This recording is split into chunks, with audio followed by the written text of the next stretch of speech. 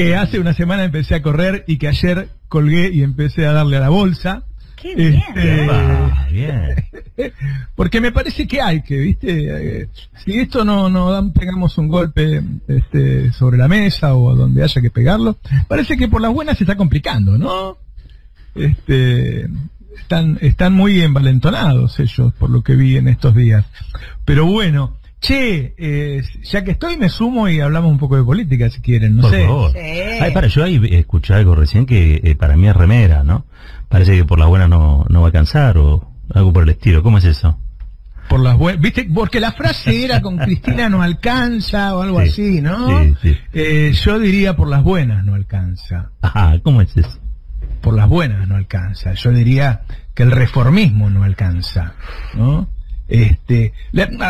Sumé dos lecturas estos días.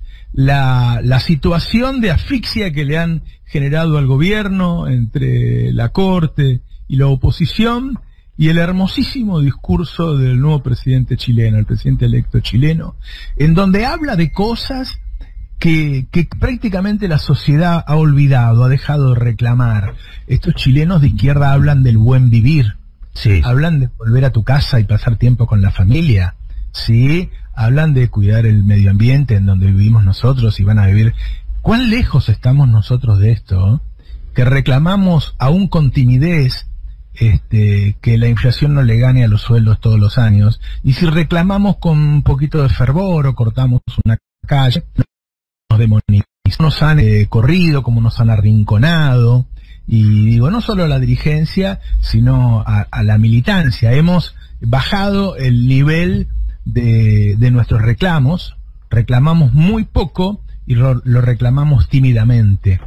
Y entonces en algún lugar me parece que esta dirigencia política que está manejando el Frente de Todos tampoco es muy distinta a sus representados. Discúlpenme, ustedes dirán los oyentes, tuviste un medio, hablas mal de nosotros. Hablo mal de mí.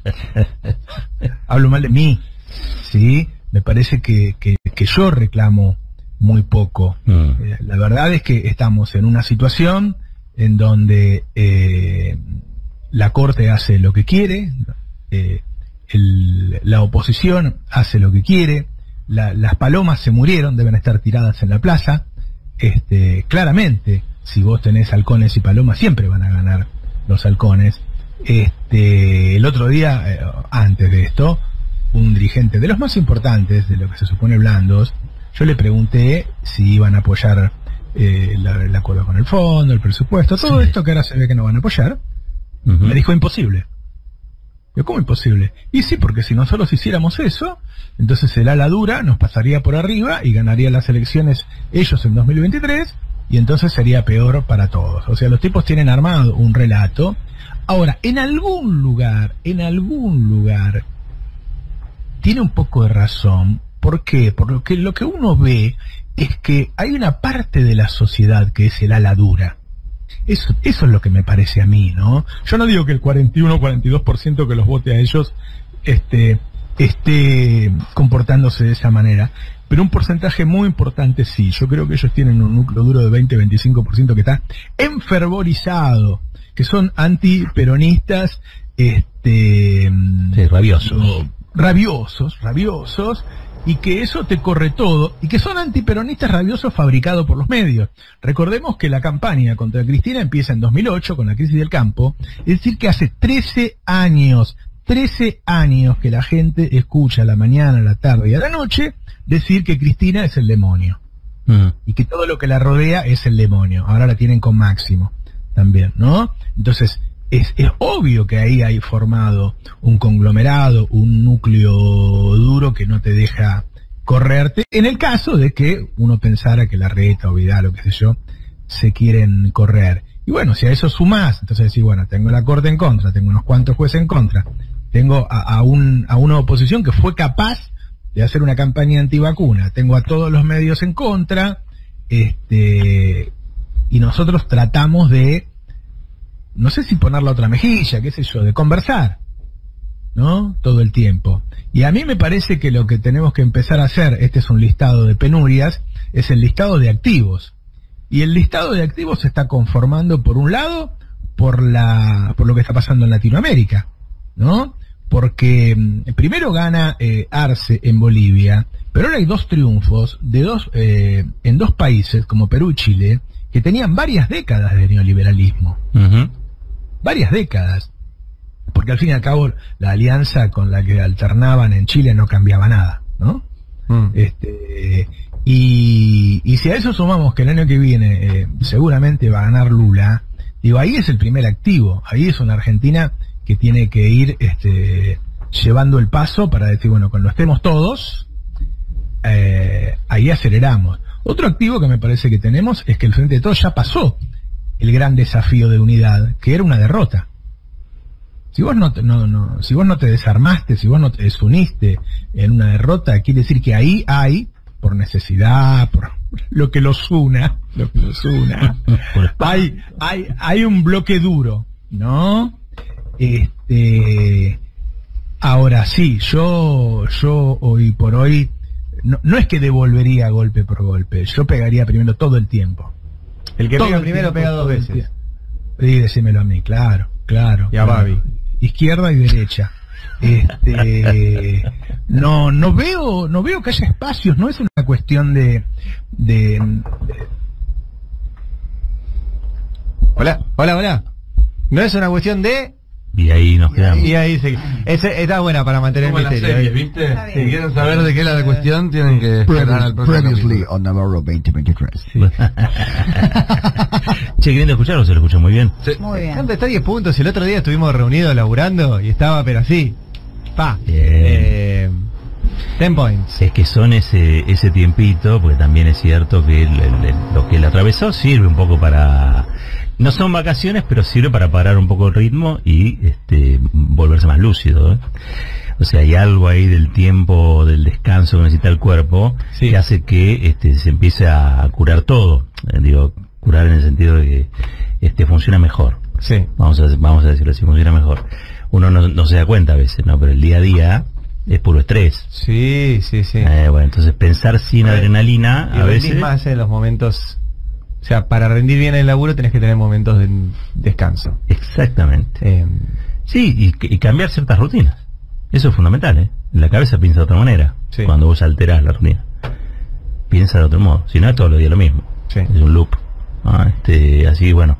¿Lo tenemos ahí reconectado o no lo tenemos reconectado? Aparecieron, bueno, ahora vamos a intentar reconectar a Roberto Navarro. Está combativo. Navarro está combativo. Sí.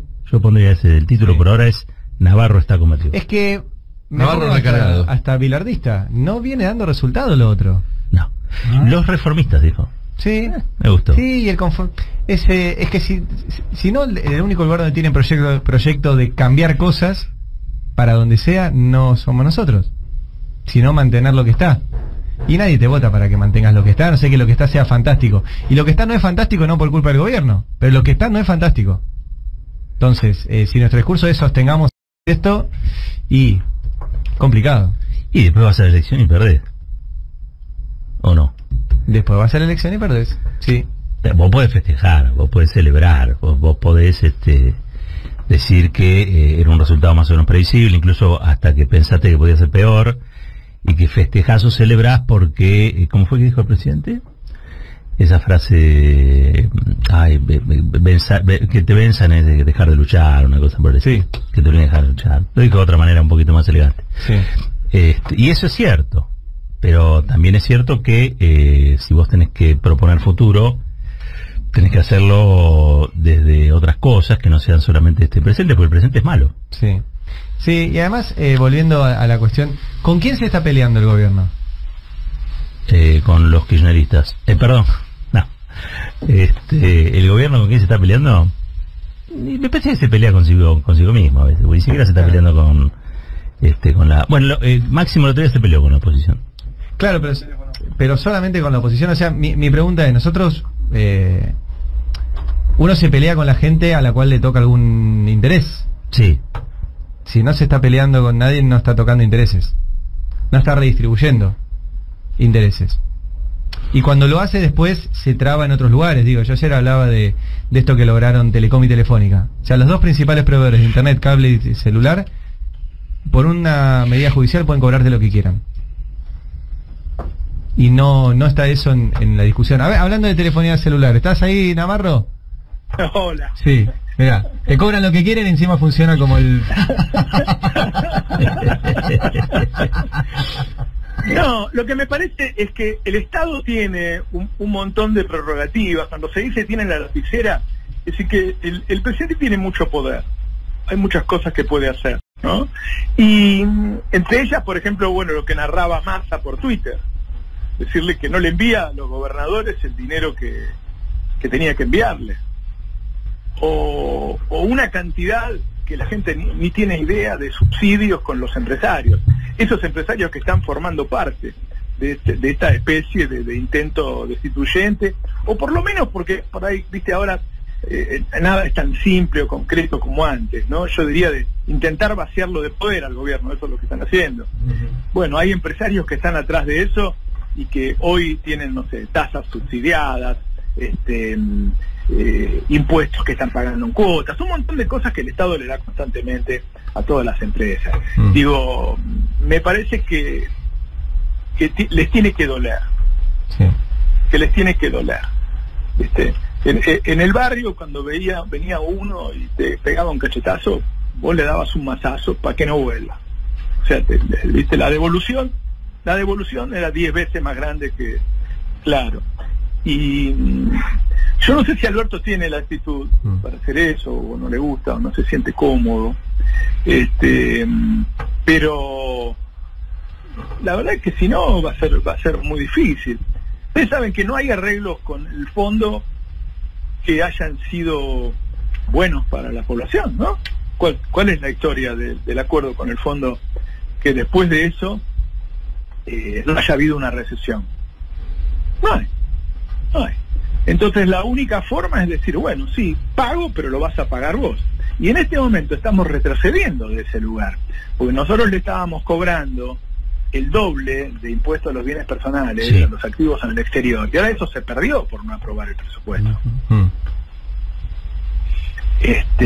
Entonces me parece que de acá se sale pegando, ¿no? Negociando. Hay una cuestión que está clara, y es que para que esta segunda mitad del mandato sea de alguna forma exitosa, bueno, lo perdimos a Roberto nuevamente. Sí.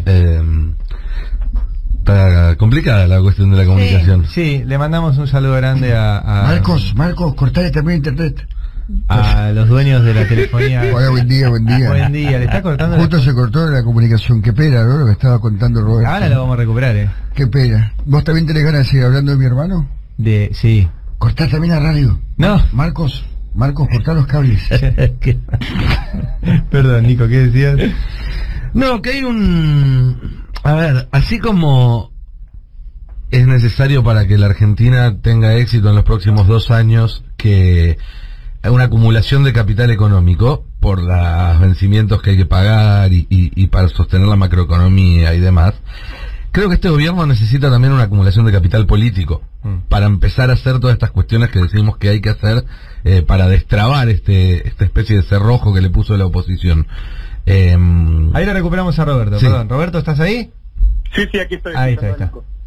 No, y eso, y que creo que urge para este gobierno plantearse cómo acumular capital político, porque vinimos de una derrota el viernes en el Congreso. Hoy va a haber una sesión que impuso la oposición, no era una sesión que tuviera pensado convocar el gobierno, con lo cual el mensaje que uno lee es a la oposición hoy en día le resulta más fácil sacar una ley que al oficialismo. Si uno mira lo que pasó el viernes y lo que va a pasar hoy, porque hoy el oficialismo no tiene la capacidad de bloquearlo, entonces tiene que ponerse a negociar con los otros bloques a ver de cómo sale esta ley para que no sea de la peor forma posible, pero el poder claramente de evitarlo no lo tiene. Y la verdad es que gobernar 2 años más así es muy difícil, es muy muy difícil, y más en una dinámica en la cual cuanto peor te ven, peor te tratan, para citar a una filósofa contemporánea.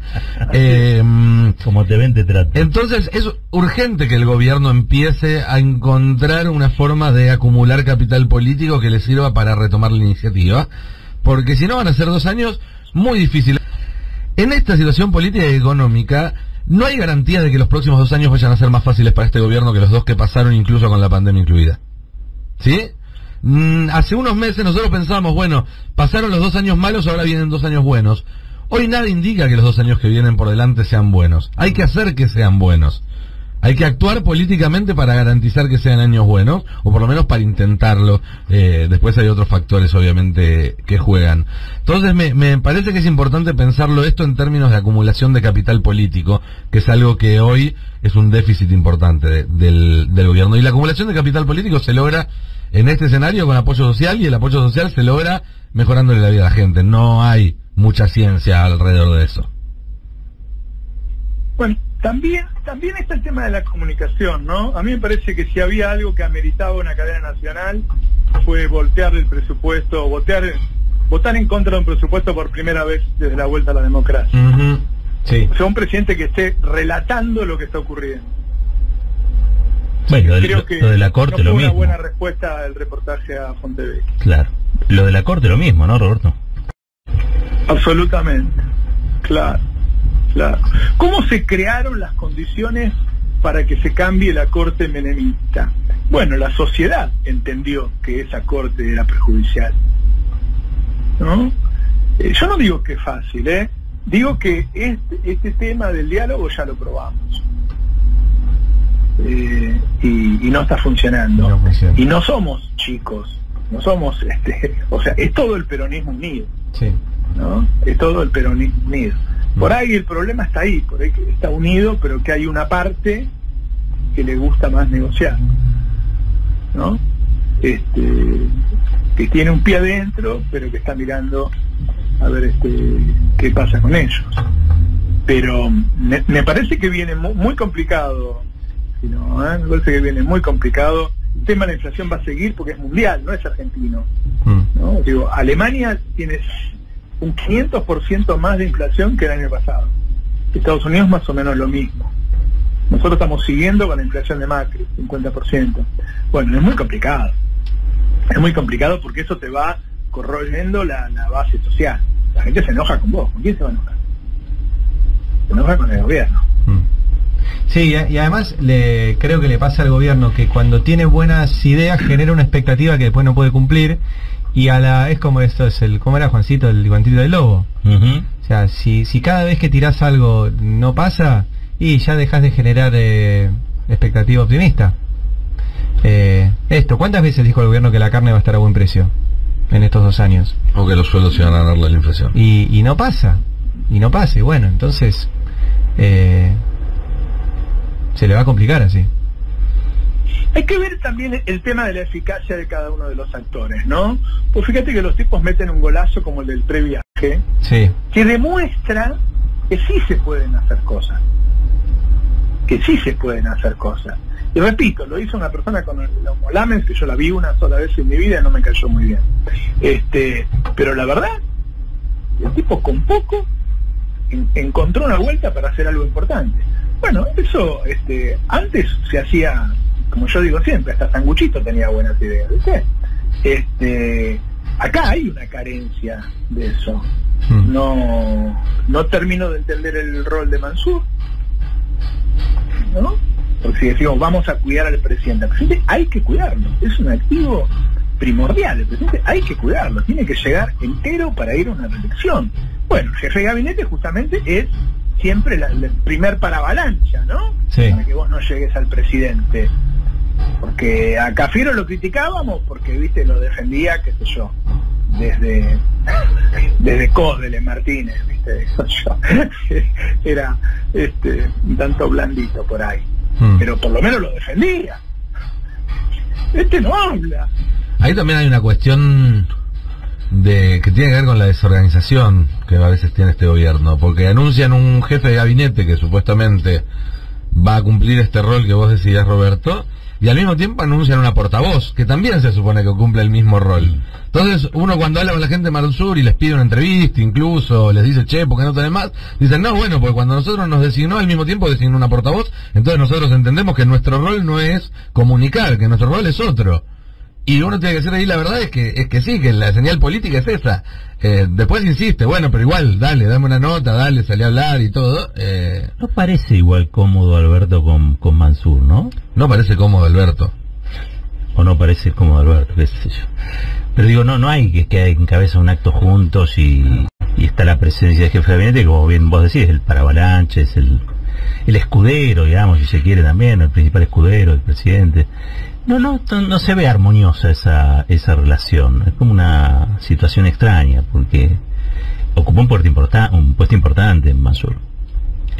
No es moco de pavo, digo, no ser el jefe de gabinete, el manejo presupuestario, es la cara activa, digamos, debería ser la cara de gestión del gobierno. Y el presidente está para otras cosas, por ejemplo, para hablar en cadena nacional, que era lo que decía vos, Roberto. No hizo todavía, ¿no? Sí, hizo alguna cadena nacional, pero...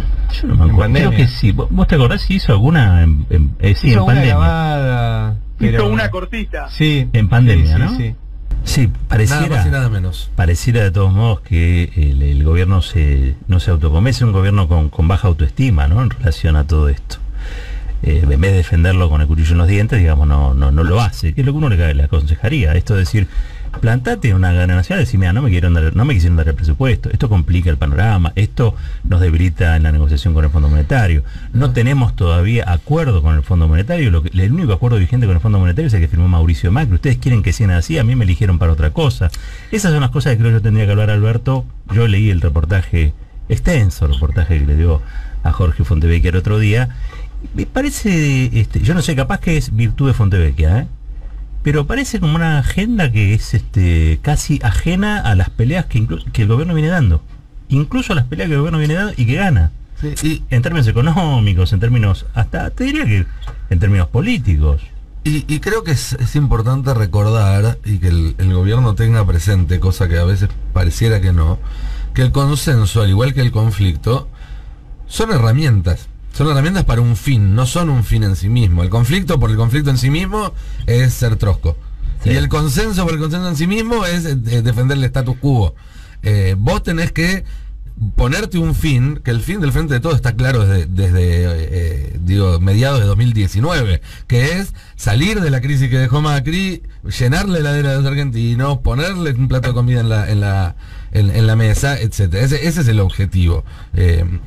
Y si uno puede alcanzar ese objetivo mediante conflicto o mediante consenso, o mejor aún, mediante una utilización inteligente de las dos herramientas, cuando conviene usar una, cuando conviene usar la otra. Negarte la posibilidad de usar una de las dos herramientas es como salir a una pelea de boxeo con una mano atada a la espalda. Vos tenés que poder decidir cuándo conviene endurecerte y cuándo conviene sentarte a negociar. Cuándo es contraproducente el endurecimiento y cuándo es contraproducente la negociación. Cuando haces el clinch. Cuándo te abrazás y cuándo buscas la distancia. Exactamente. Entonces, eso me parece que es lo que falta. Que el gobierno entre en sintonía con una utilización inteligente del conflicto y del consenso en función de un fin que no se debe confundir con estas herramientas. Yo pensaba en dos cosas, ¿no?, que se podría plantear en esta cadena nacional, que deberían ser varias cosas, ¿no? Debería ser una enorme movilización, una cadena nacional, una salida de todos los actores a secundarlo, una reunión en el Congreso en donde salgan también todos los actores nuestros, las organizaciones sociales apoyando, una gran movida atrás de dos medidas. El presidente debe decirle que nosotros tenemos que pagar las deudas, porque un país tiene que pagar las deudas que dejó otro, porque tenemos esa obligación, porque si no nos va a generar un problema financiero que va a hacer que ustedes paguen el problema, pero lo tienen que pagar quienes lo generaron y quienes más ganan. ¿Quiénes lo generaron? Los que fugaron divisas. Bueno, los que fugaron divisas, que yo le estoy cobrando una tasa que es del doble, por los próximos 5 años tiene que ser 4 veces. ¿Sí? En vez de 1,25 tienen que pagar 5 puntos. Es la gente que la fugó. Segundo, miren, argentinos, en los últimos 2 años no es que a todos les fue mal, a ustedes les fue mal. Las 500 principales empresas tienen balances fabulosos. Entonces yo, de los próximos 5 años, quiero que haya un aporte a las grandes fortunas. Entonces, vos hacés eso, decíselo a la población, explicáselo, mostrarle los números, movete con todo eso y que traten de resistirse a eso. Yo no digo que es seguro que va a salir. Digo que si ellos lo evitan va a ser un enorme costo político para ellos. Viste que se hizo una movilización, o sea, se llenó 2 o 3 veces la Plaza de Mayo, ¿no? En el último tiempo. Lo que no quedó claro, o nunca quedó suficientemente claro, cuáles eran las consignas. Claro. ¿Para qué? Nos juntamos para celebrarnos que estamos por ahí. Por eso yo hablo de cosas concretas. Uh-huh. ¿Entendés? Uh-huh. Es decir, bueno, vamos por esto. Y lo explica el líder. Sí. Y vamos todos atrás de eso. Y que tenés que poner a todo el otro partido a defender al que la fugó o al 1% que más guita tiene acá. El caso es muy factible que lo logres. Si lo lográs no tenés que hacer ningún ajuste. Si perdés uno, van a pagar el costo por perdés uno. Yo lo que quiero decir es que dejemos de jugar a la defensiva, porque si ponemos los 10 atrás, como en el fútbol, ellos van a venir, hasta que al final el gol... Te emboca. Sí. El caso de Chile en ese sentido a mí me parece muy interesante, porque la campaña de Boric para el balotaje no fue pongámosle una barrera al nazismo o al fascismo o al pinochetismo, fue eliminemos las FJP. Claro. No fue pongámosle una barrera al retroceso de los derechos y todo, fue vamos por más derechos. No fue votame a mí porque si no gana Cast, fue votame a mí porque tenemos una constitución que aprobar, votame a mí porque tenemos nuevos derechos que garantizar, votame a mí porque tenemos mejores económicas que llevar adelante. O sea, fue una campaña muy propositiva y le dio una paliza, porque hoy en día en este escenario polarizado un balotaje que se define por 12 puntos es una paliza. Sí. No es común. Sí. Cuando uno ve lo que cómo fueron los balotajes en Brasil, en Perú, en la Argentina sin ir más lejos, en Uruguay, son balotajes que se suelen definir por 1, 2 puntos, 52 a 48 con toda la furia. Acá fue 56 a 44 en un país además, digo, con una historia complicada en ese sentido. Creo que hay que tomar algunos ejemplos de eso, ¿no? De cómo cuando uno muestra un horizonte, cuando uno es propositivo, cuando uno le enseña a la gente que puede haber algo mejor en el futuro, es mucho más atractivo el mensaje político que cuando uno se queda en el posibilismo de decir, che, la verdad que estaría muy bueno, pero no están dadas las correlaciones de fuerza. Es que vuelvo al principio, ¿no? Sí. A mí me enamoró el discurso de este muchacho. Fue muy bueno. Que gana la elección. Muy bueno. Daba ganas de ir y votarlo, ¿no? Qué sé yo, ¿viste? Porque te hablaba de cosas, qué sé yo, te hablaba del goce, ¿no? Nos olvidamos de eso nosotros. De hecho, tuvo un pasaje donde incluso hizo una referencia a los niños y las niñas, que suelen ser un sujeto político absolutamente olvidado en los discursos políticos porque no votan. Claro. Y estuvo, conceptualmente fue muy interesante. Bueno, fue un discurso humanista. Claro. Alrededor de qué cosas querés organizar tu sociedad, ¿no? Claro. Y ahora bien, retomando el principio de lo que decías hace media horita, Roberto, el triunfo de Boric en Chile, el casi seguro triunfo de Lula en Brasil el año que viene, abren una ventana de oportunidad sin ninguna duda. Pero ojo también, porque cuando Lula gobierna, si eventualmente sucede en Brasil, y Boric gobierna en Chile, y Alberto Fernández esté tramitando su último año de mandato ante una elección crucial para saber si la Argentina se suma a ese eje o va a ser la cabecera de playa de una reacción conservadora, nos van a tirar con de todo. No solamente la derecha argentina, sino toda la derecha continental va a apuntar todos sus cañones a Buenos Aires, porque va a ser el eslabón más débil de esa cadena progresista que se está armando. Entonces va a ser un año de muchísimas oportunidades, pero también de muchísimos desafíos. Y vuelvo al tema del liderazgo, porque el peronismo es realmente muy amplio y prácticamente están todos adentro, pero para que tenga potencia necesita un liderazgo potente. Sí. Y si Alberto no lo es, y Cristina tampoco, al fin y al cabo, ¿no? Habla poco, qué sé yo, porque dice muchas veces que el que manda es el presidente. Yo creo que el presidente toma el 99% de la decisión.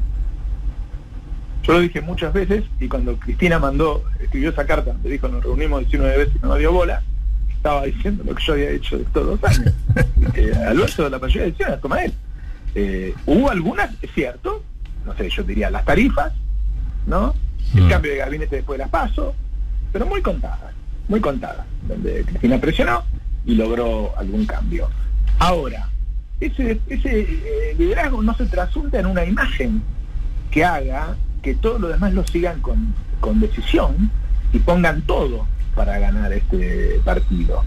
No puede ser que ellos estén en casa, salgan a la casa de dirigentes peronistas. Nosotros tenemos que salir a la casa del resto. A mí me parece que la actitud de uno en la vida siempre es muy importante, ¿no? Que las mismas cosas, según con la actitud que las haces, tienen más capacidad de tener éxito. Y ahí hace falta un grupo abroquelado con una actitud muy decidida. Y a mí no me gusta cuando Alberto habla de reformismo, porque me parece que hoy el pueblo quiere mucho más que reforma. Yo diría que el discurso de Boric fue revolucionario, no fue reformista. Y que si vos tenés 10 millones de personas comiendo en comedores, ¿qué es ser reformista? ¿Qué le ofreces? ¿Qué le estás ofreciendo?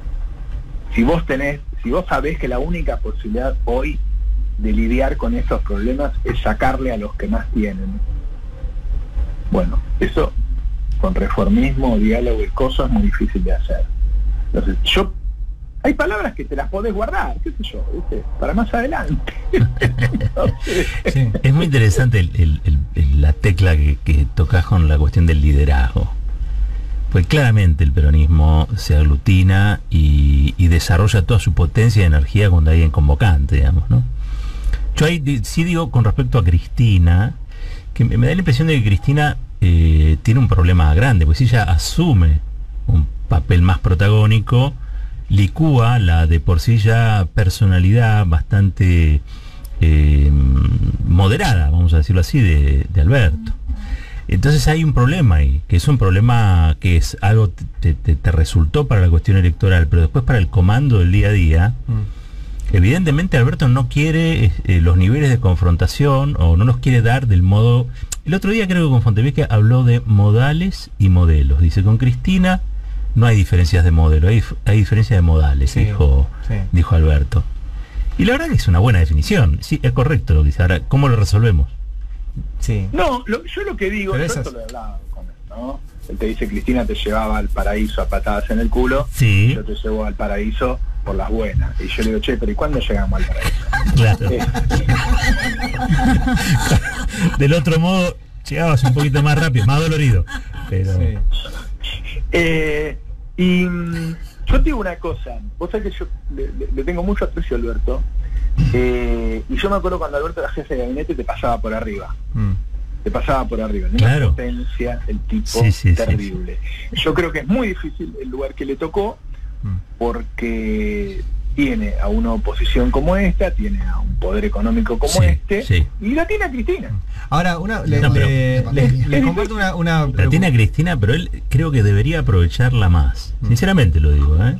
O sea, me da la impresión de que hay gente, o que hay gente que piensa, no sé, el presidente, bueno, no hablo con él, digamos, no le he hablado, pero que hay gente que piensa que cuanto más lejos tenga a Cristina, él se empodera más.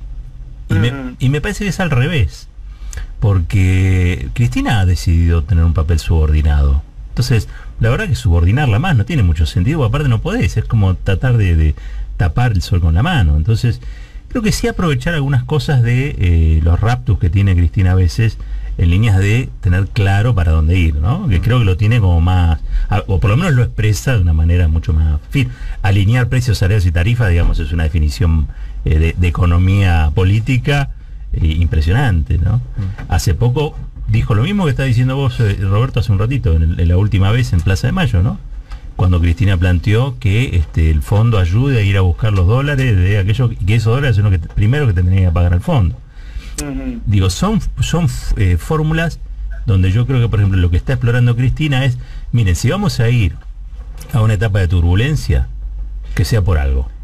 Que no sea la turbulencia de un pueblo de 10 millones de personas que están comiendo en comedores, que sea la turbulencia de un pueblo que está buscando un destino mejor y le toca tocar intereses. Ahora, ustedes dos, todos acá en la mesa, coinciden que sea solamente una cuestión de formas, pero digo, el Frente de Todos es un frente donde efectivamente no es Pero el si mismo. a él no lo es el- tratan tan mal como a Cristina, con toda la amabilidad que Por eso. Es verdad, Total. es verdad eso, que sí, totalmente Y cierto. Sí. A lo que iba, yo no creo que esa frase del paraíso sea el mismo paraíso al cual te quieren llevar. Lo cual no está mal en sí mismo, diciendo en que tengan Definamos paraíso. diciendo que tengan el mismo proyecto exacto de país Alberto, Cristina y Massa, que son los 13 accionistas principales del Frente de Todos, lo que no implica que no puedan estar en un frente. No, claro. Pero creo que hay diferencias de qué hacer en un país y de cómo hacerlo. Y después están las formas. Qué complicado, Ari.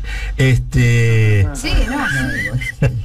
Pero eso lo vemos incluso en las gestiones al interior de los ministerios. Digo, No, pero se ve todos los días. por poner un ejemplo claro, o sea, Cristina cree que el Estado tiene que regular la situación monopólica de los medios y Alberto cree que no.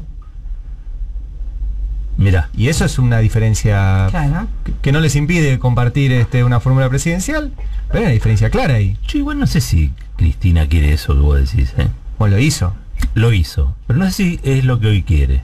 Porque nadie está pidiendo la derogación de los decretos que amputaron la ley de medios. No, de hecho lo podría derogar, Alberto los podría derogar por decreto. Y no lo está pidiendo nadie. Sí, nosotros, pero Sí, Capaz, bueno. fuera de capaz nosotros. lo que decía Lantos, ¿no? No hay volumen político. No, me parece que se privilegia otra cosa, digamos, ¿no? Sí, hay momentos para tomar las No decisiones. lo sé, pero no se está pidiendo eso. Sí. También hay una cuestión de estrategia que es, de táctica, perdón, que es, ¿se acuerdan esa famosa frase de Esteban Bullrich que dijo, ¿qué hacemos nosotros? Le tiramos 20 temas a Sí. la oposición. Sí. Uno nos lo logran frenar y 19 pasan. Sí. Sí. Nosotros vieron que vamos tema a tema. Digo, el gobierno va tema a tema, perdón. No quería El decir gobierno nosotros. corre atrás de los temas. Que es No, al no, pero revés. aparte, agarra un tema y va con ese tema. Y dedica toda su energía a un tema. Entonces la oposición dedica toda su energía a un tema. Pero eso tiene que ver con el volumen político que crean también los medios, por el cual hay que debatir ese tema en cada espacio para poder ganarlo. No, está bien, pero si vos como gobierno, en vez de mandar el presupuesto, como fue la semana pasada, mandaste al Congreso el presupuesto y 20 proyectos más, tenías un montón de cosas. Ahora discutimos un solo... Y eso es una decisión de gobierno, más allá de lo que hagan los medios. Oye, Marcos, hay uno que está aprendiendo, ¿eh? ¿No?